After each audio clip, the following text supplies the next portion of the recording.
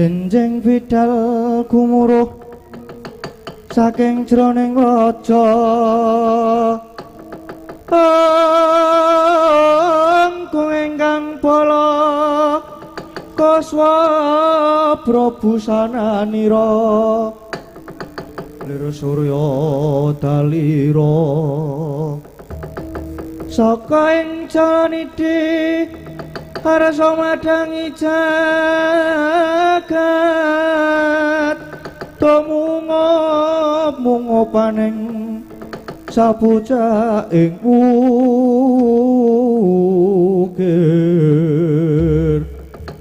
marabak bang sumirat keneng soroting surya mega lan gunung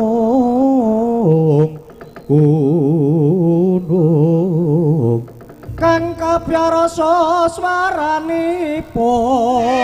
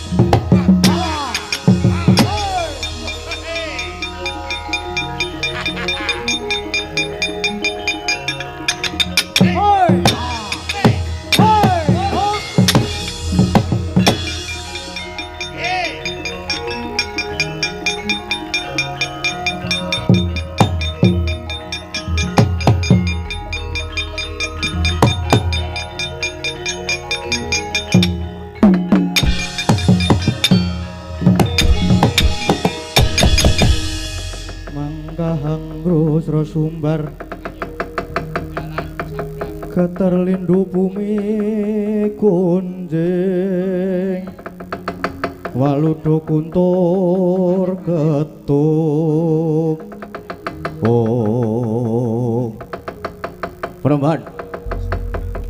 Perembahan ngantos sumengklung anggen kula nengga wonten sak jawaning pagelaran negari Ngastina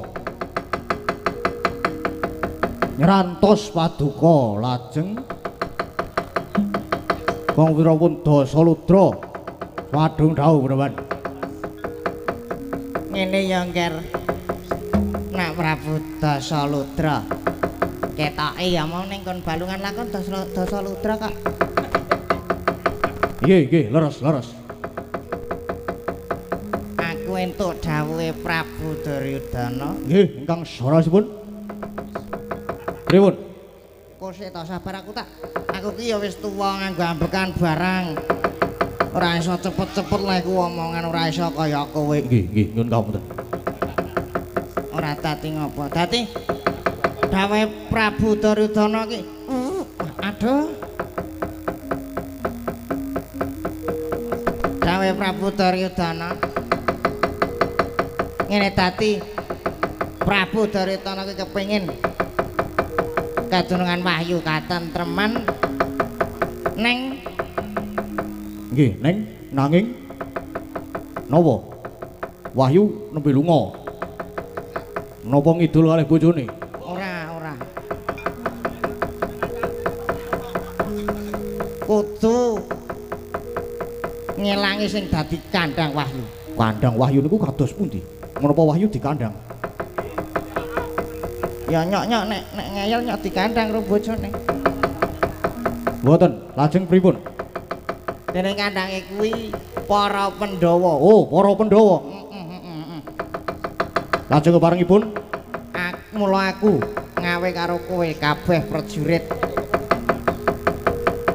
mungkinen ngluruk negara Ngamarta nek iso Ngamarta di apa jenenge digawe Karangabang para Pandhawa dipateni kabeh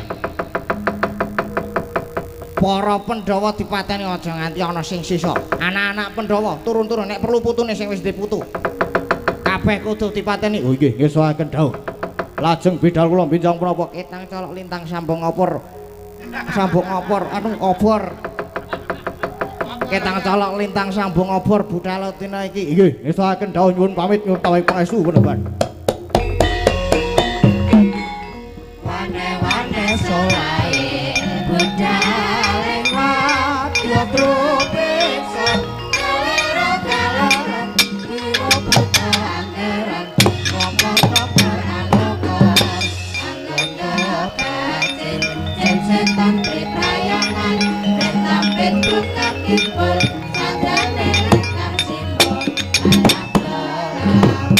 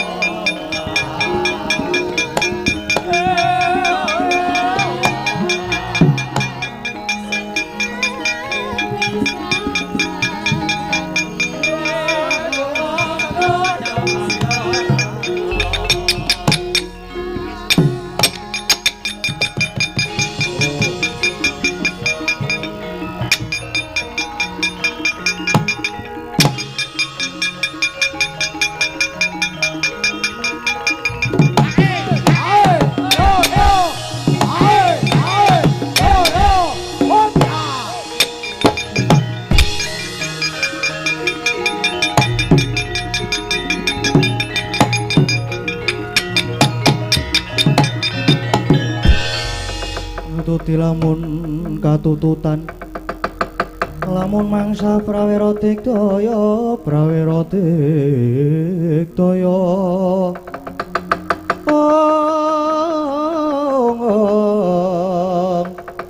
Narangkono magawe klarira wang adalah lagi aku tekan tapel atas negara Ngamarta kedadak ana satriya ingkang nyegat kelawan lakuku sak prajurit sak rombongan dicegat sawa aku ya lagi ngrundani negara Ngamarta lah kok rantak-rantak barisane mbuh wis ka negara ngendi. Terus iki ya prajurite sapa aku ya ora ngerti. Kok iso tekan kene kowe? Yo.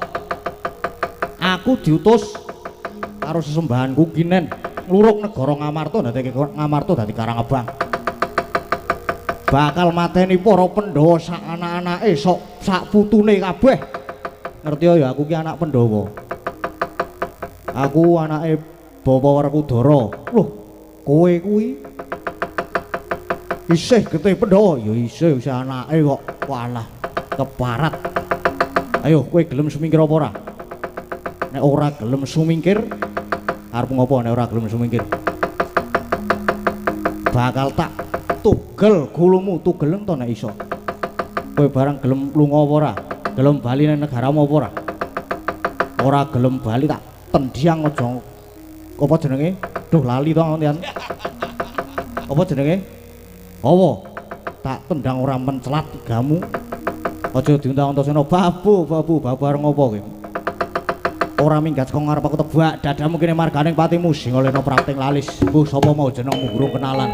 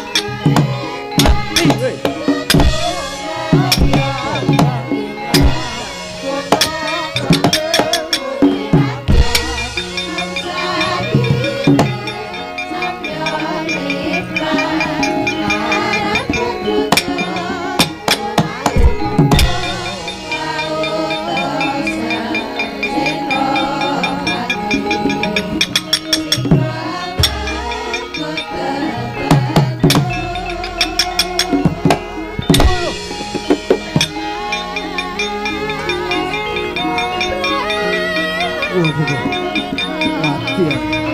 Loh.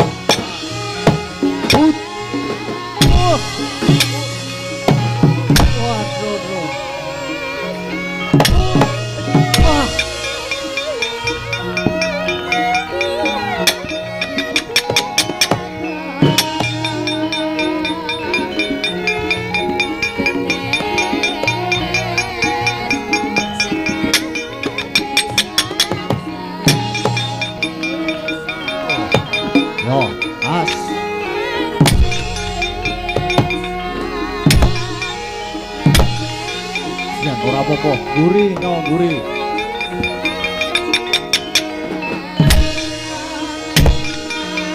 Sirah.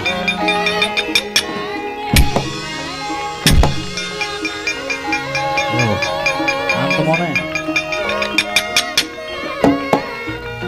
Loh.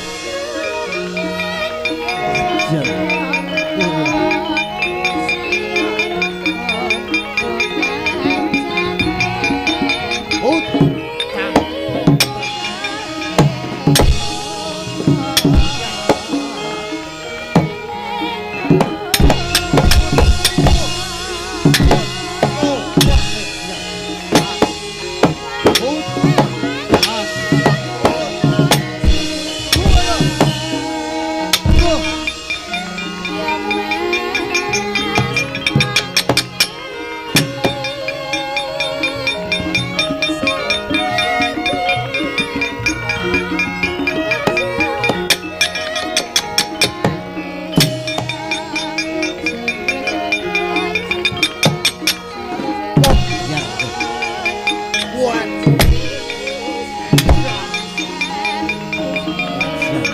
Opo?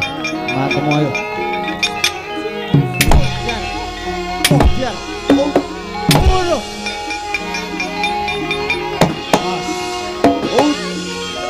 Oh. Cocok tidak? Lihat.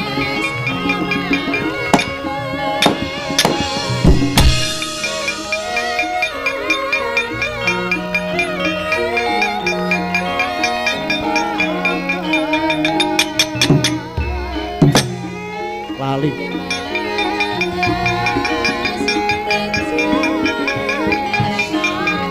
Yo.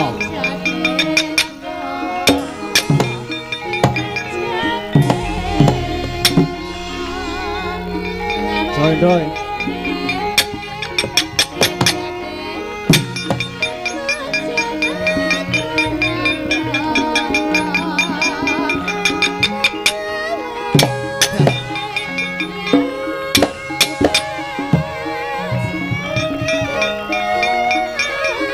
Balik kira.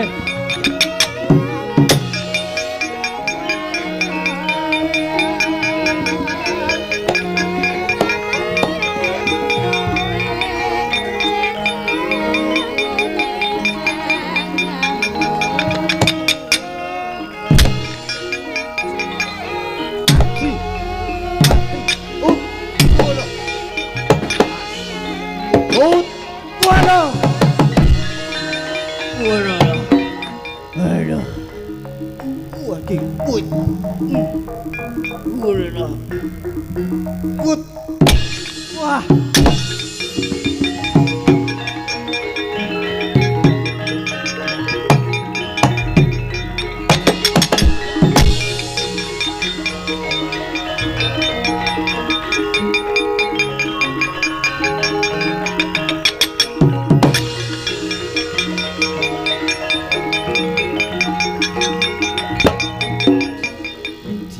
Sopo Garutkaca majure wah diar ngono ngono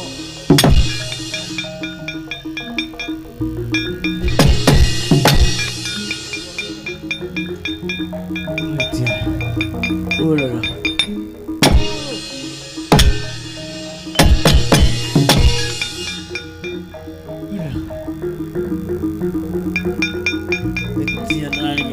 wah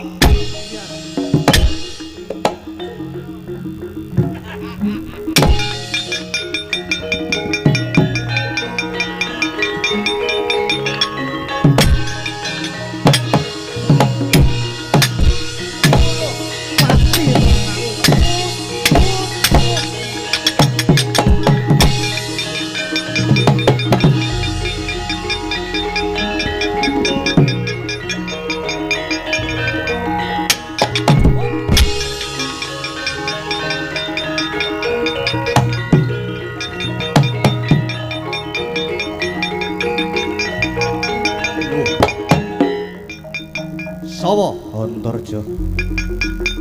Sopo? Aku Temenggung Warja.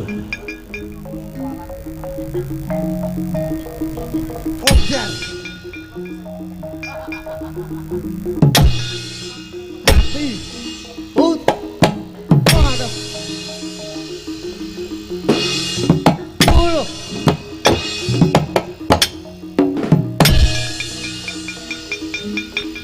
Suara.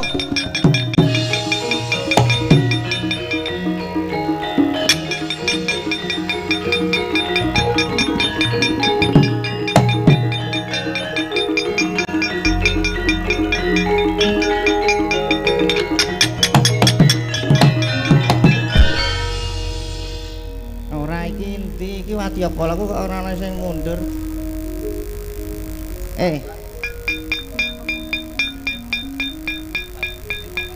Aku ngenteni le do sambat teko rene je malah.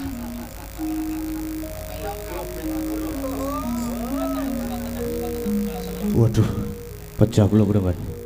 Waduh, kok suwe banget berangkang. Ana mundur wae ngono ora ana gunane ngetapke kowe iki. Iya ngapunten.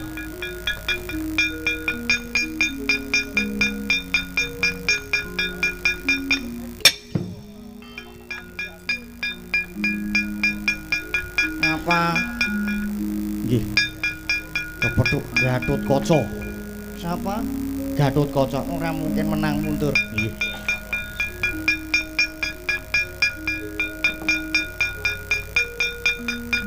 Apa kuwi raine kok mlonyok kuwi? Ya aku takon barang.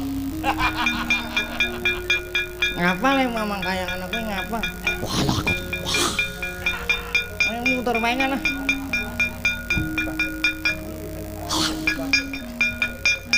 Wah, ngetapke wadya apa ora ana gunane.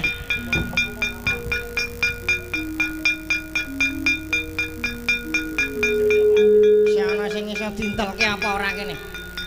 Maju rene.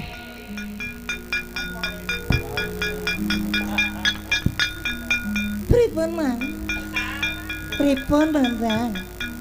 Ora kowe iki wadya apa sing ngendi? Nggih, dipun pangaken kemawon kula menika saking Parangkusuma. Sing ngendi? Parangkusuma. Sing kana. Iso. Wis ora usah aku ora perlu kowe kono mundur wae wis aku ora arep ndakel. Nggih pun. Nggih pun ngatur nggih pun. Sengit aku. Ora ana gunane. Cupuku mau tak salah ngerti ya. Wah iki apa?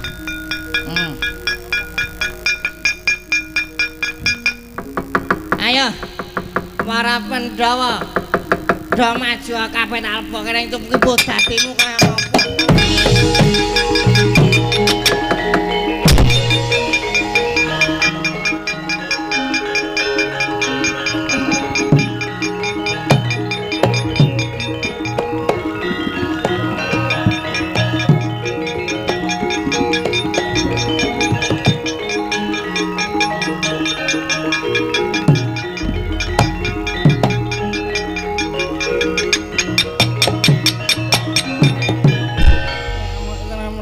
Jaya merata imbangan pada Iki sapa iki?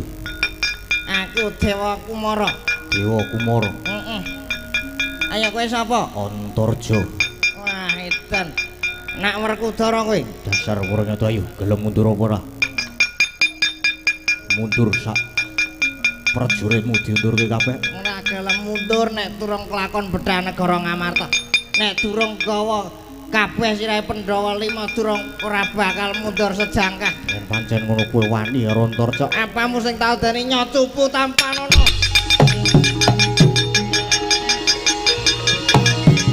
Satu.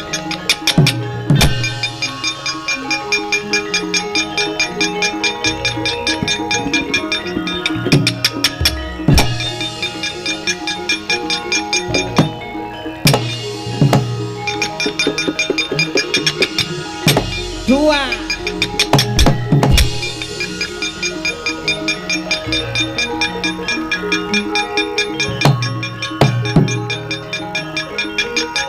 Wedan ampuh tenan, Den. Wah, kowe anak ngopo kowe kene mlebu.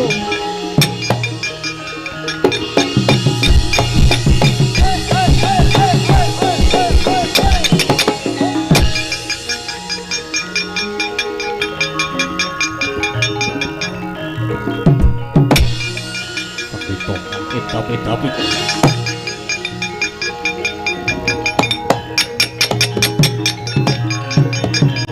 Iki sapa iki? Isih wani maju iki sapa iki?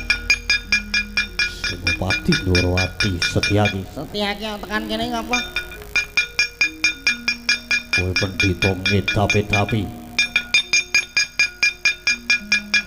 Ngedapi-dapi wae cah ampuh padha nyapa-apa iso aku ki.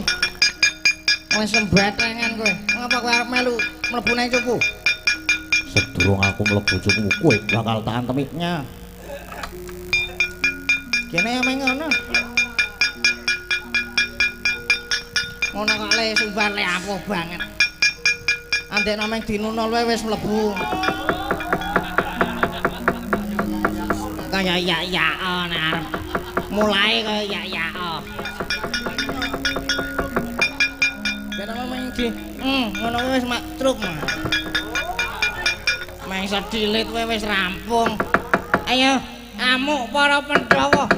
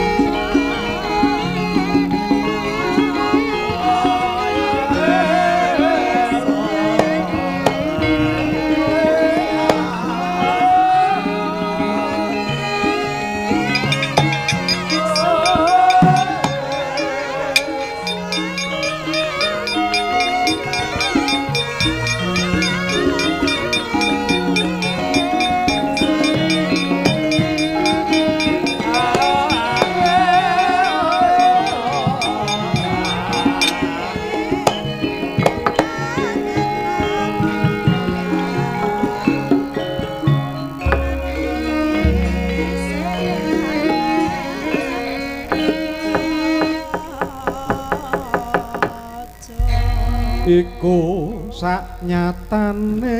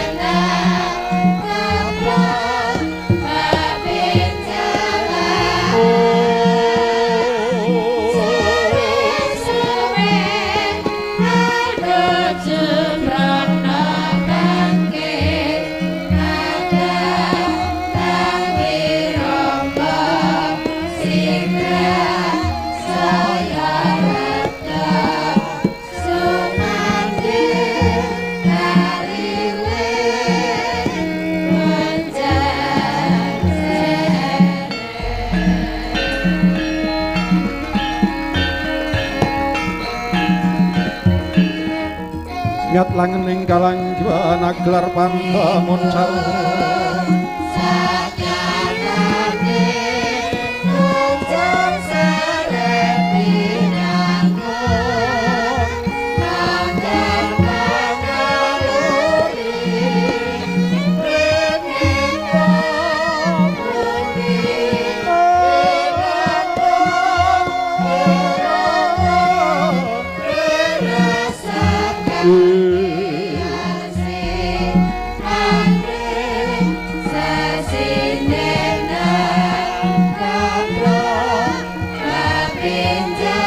lir kegonang surem sorote tanpadang dasar lan pacaring purnameng gegono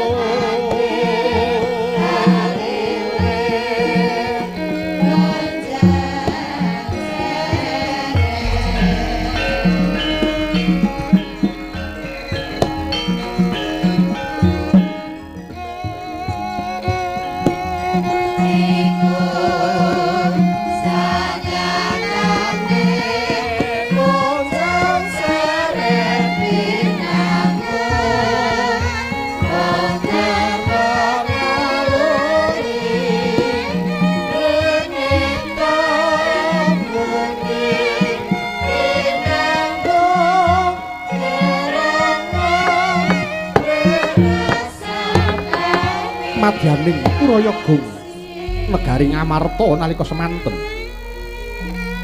lenggah mungguing dampara kencana Sang Prabu Puntadewa denayap sangganing para satriya-satriya Pandhawa Raden Janaka Raden Werkudara miwah ingkang kadang kembar kemanikan nenggih Raden Nekuwa miwah Raden Sadewa dendatan kantun pepatih negari Ngamarta Patih Handakawana nalika semanten Sang Prabu Puntadewa menggalihaken mendranipun kusir negari Dwarawati ugi kusir negari Ngamarta nenggih Sang Prabu Sri Bathara Kresna kumangka mangsa imbal pangandikan ing dereng pangwitaning ndri lamun kawedharing akathah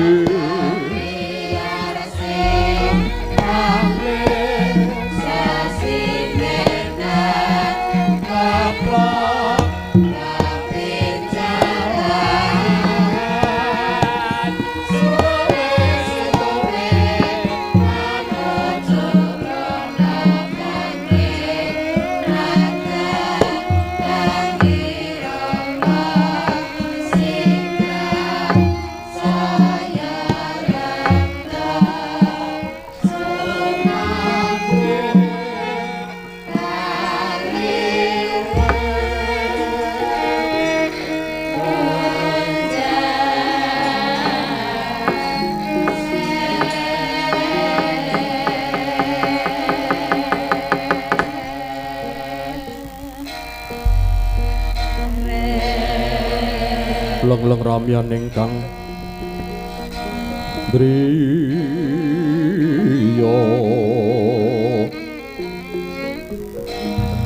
liriwang candra katawengan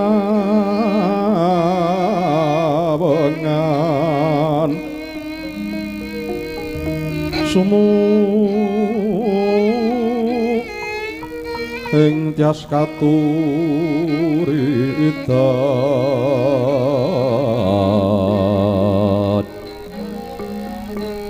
limut kabiyataning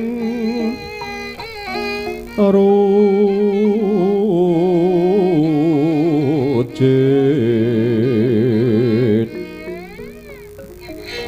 aram remengdri yama nawu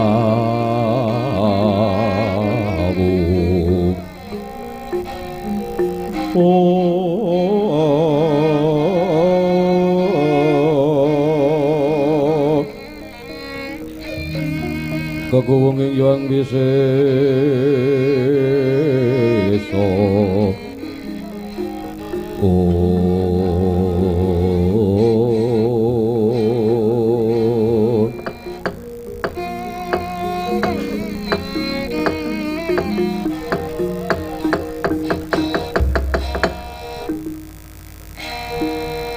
maksud memangadili nuwit ana sasmitaning sun wayah Bathara Jagat mengko dhisik adi-adiku para Pandhawa Werkudara Janaka sartaning Dimas kembar padha bagya sapraptamu marak ana ing ngarsaning sun Werkudara Janaka sartaning kembar Dimas Nangkula sartaning Dimas Sadewa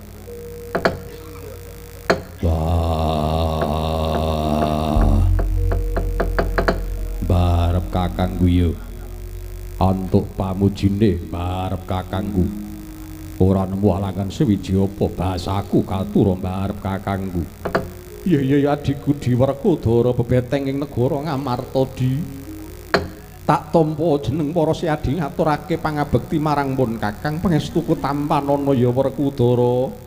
Wah, iya tak gegem dadi jimat. Semanten ugi kula Kaka Prabu.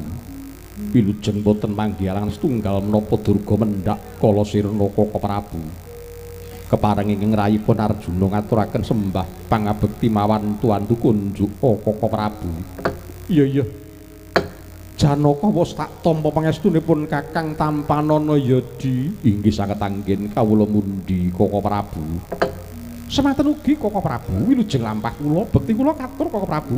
Semanten ugi kula Kaka Prabu bekti kula katur Kaka Prabu. Iya. Dimas kembar wis tak tampa jeneng para ngabekti marang pun Kakang. Pangestuku Tampanana lan ora liwat penak nanggonmu lungguh ya kembar. Kawula nuwun nggih. Kula kinten sampun boten kirang prayogi Kaka Prabu. Kawula nuwun nggih Kaka Prabu. Kula kinten sampun boten kirang prayogi Kaka Prabu. Semono uga Patih Andakawana padha becik sapraptamu lan prayoga nanggonmu lungguh ana ngarsaning sun Patih Andakawana. Allah non iki. Sinuwun simpaten punden kula, bekti kula katur sembah sungkem kula mugi katur wonten ngarsa paduka. Sinuwun jimat punden kula. Iya. Patih Andakawana wis tak tampa penak nanggonmu lungguh Patih. Nggih. Kula kita sampun boten kirang prayogi sinuwun. Adiku di Werkudara lan Janaka yektining rikalengganipun Kakang nimbali marang kowe kabeh mlumpuk ana ing Praja Ngamarta. Sebab apa di? Iya sebab Pandhawa iku bebasan ndok sak petarangan.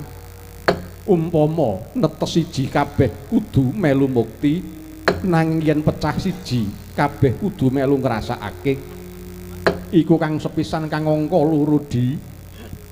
Bebasan Pandhawa iku jaran, Pandhawa iku kusir. Prabu Kresna iku kusiring Pandhawa ingkang tegese kumrembyaing asta jumangkaing suku para Pandhawa tanpa guna yen tanpa ana kendalining kusir. Mongko Werkudara mus pirang-pirang pangupadaya lan pangreka daya kanggo ngawuningani menyang endi mendrane Koko Prabu Sri Bathara Kresna nanging durung ana trontong-trontong pepadang di adikku Werkudara. Wah iya barep kakangku. Ya senadyan to gedhe cilike Kresna Wilirwang sesanggeman. Sebab Pandhawa kuwi ana apa-apa mung tarene karo Kresna kakangku. Nanging nyatane Kresna dina samengko wis ora tau sowan, wis ora tau teka ning Praja Ngamarta, malah ing Praja Durawati wae Kresna ya ora mapan ing kono. Nanging aku percaya barep kakangku lamun lunganing Kresna kakangku mesti mawa teges lan mesti ana tujuane Kresna nggone mendran saka Praja Durawati. Inggih Koko Prabu, kula iki mboten selak kalian menapa ingkang dipun dikaaken dening Kang Mas Werkudara. Kula pitados bilih ing rikalenggan samangke Koko Prabu Sri Bathara Kresna anggenipun nilar praja. Mboten kok menika nilar saking pikajenganipun piyambak. Nanging mestenipun Koko Prabu Sri Bathara Kresna anggenipun nilar praja mesti mawa teges. Lan mbok ing samangke sak timbulipun Koko Prabu Sri Bathara Kresna wonten kanugrahan ingkang tumanduk dhateng ing Praja Ngamarta. Koko Prabu ing rekat lampahing rata tanpa antara prapteng sukuning arga iram kang tumingal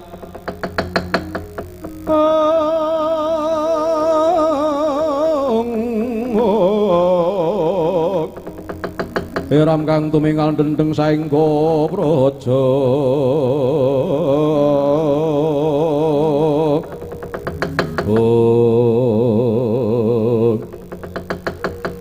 kocap nalika semanten dereng ngantos paripurna nggih sami mbal wacana Sang Prabu Puntadewa dalah para kadang-kadang Pandhawa kedadak gumedir jroning pasiban Jawi mboten langkung tanah sanes ingkang muhung kepareng minggah wonten madyaning Stinggil Binaturata Sang Begawan penemban dewa Kumara nyerpepeh pindha sata metarangan.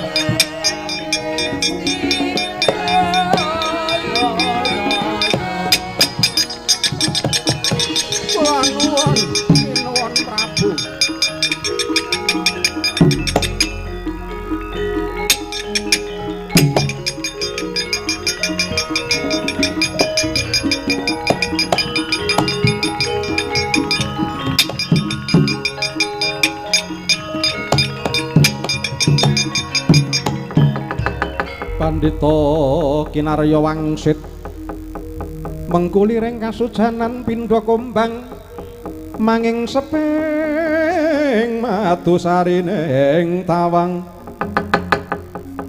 susuh angin ngendi nggone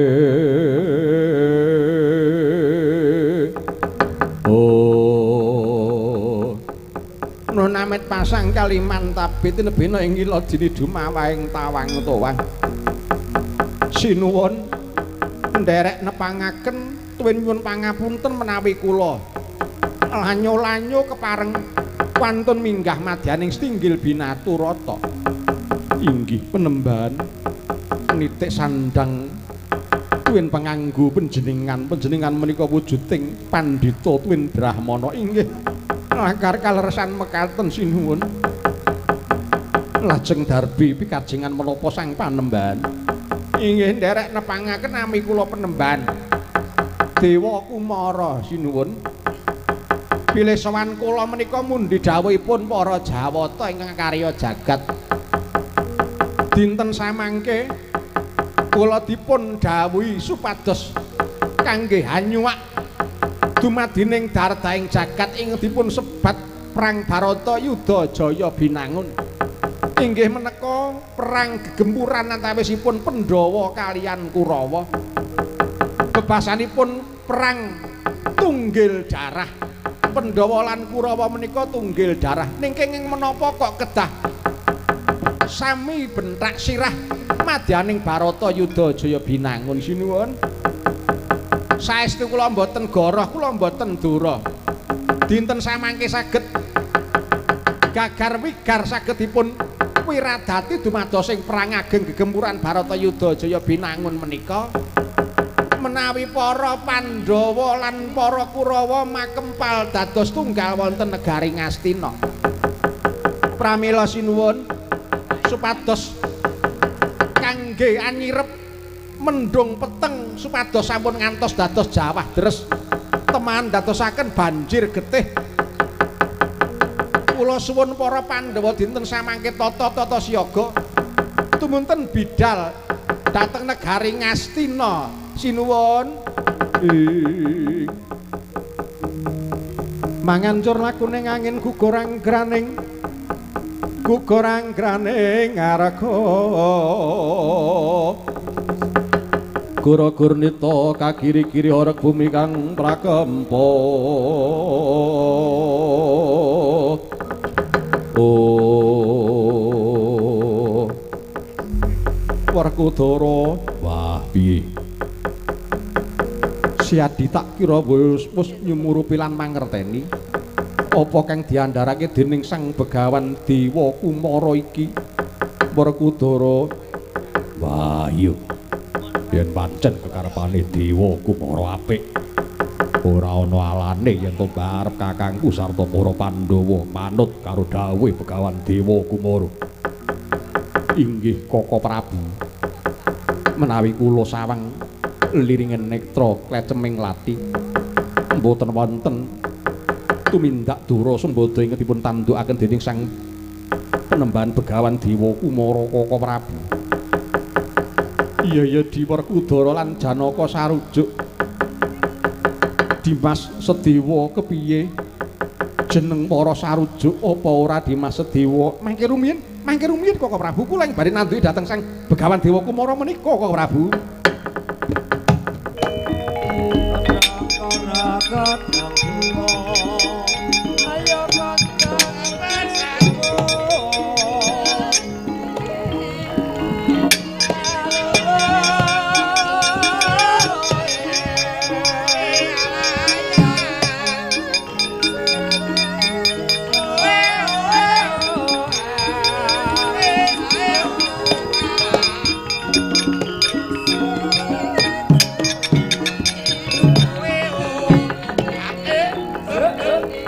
Sigra kang bala tumingal prang campuh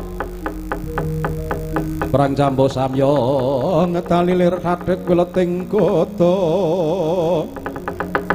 danyanggung manguncang nidi.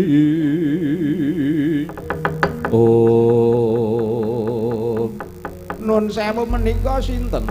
Ya Penembahan ditepungake wae. Aku salah sawijining saka Pandhawa. Aku ragil Pandhawa jenengku Raden Sedewa. Oh, menika to. Inggih Raden. Kados pundi kepareng majeng lenggahipun Raden Sedewa? Penembahan. Tak rungokake gunemu saka ngarep nuwun sewu lho yen aku nungkak krama. Inggih mboten dados menapa Raden. Tak rungokke gunemu saka ngarep mau apik lan cocok karo batin-atine Sedewa.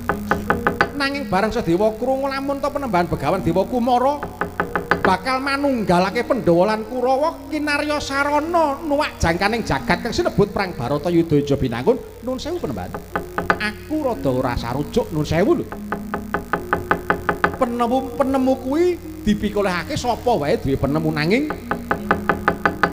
perkara jangkaning jagat sing disebut perang Baratayuda Jaya Binangun mau bebasaning Pandhawa lan Kurawa kuwi durung lair. Perang gegempuran Baratayuda Jaya Binangun kuwi mau wis digadhang, wis ditulis karo Dewa. Lah umpama dina samengko Penembahan Dewa Kumara ki bakal murungake perang Bratayuda Jaya Binangun nuwun sewu. Apa kekuatanmu kuwi kira-kira iso ngungkuli kekuatan dewa-dewa Suralaya? Apa sekiranya Penembahan Begawan Dewa Kumara ki luwih sekti, luwih titis, luwih ampuh tinimbang jagat saisine timbang dewa-dewa kang mapan ning Suralaya? Mban. Sing jenenge perang Bratayuda Jaya Binangun iki mau perang kang bebasane. Sing sapa nyilih kudu balekake, sing utang kudu nyaur, sing gawe kudu nganggo. Bratayuda Jaya Binangun iki mau perang timbuling kabecikan sirnane ngangkara murka Penembahan. Lah nek nganti perang Bratayuda Binangun iki mau ora nganti kelakon, tegese Penembahan Dewa Kumara bakal ngombyongi lan nyubur ngerabuk tindak angkara murka Budi Candala Penembahan.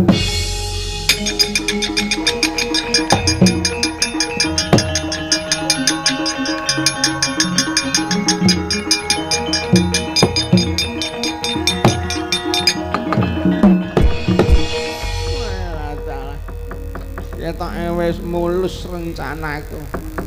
Nek umpama cara poling swara ngono kuwi wis kalah kowe.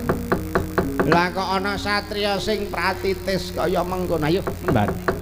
Wis kok aja aling-aling nadyan to kowe nganggo busana 1000. Nadyan to kowe macak wujuding Brahmana sing katone jabane putih ning aku ngerti gedhoanmu jeromu kuning Mbak. Ayo.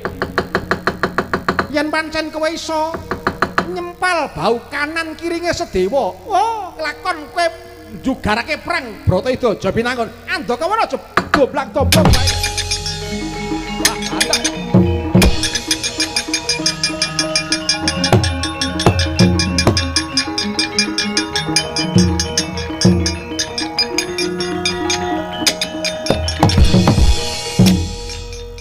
Wah.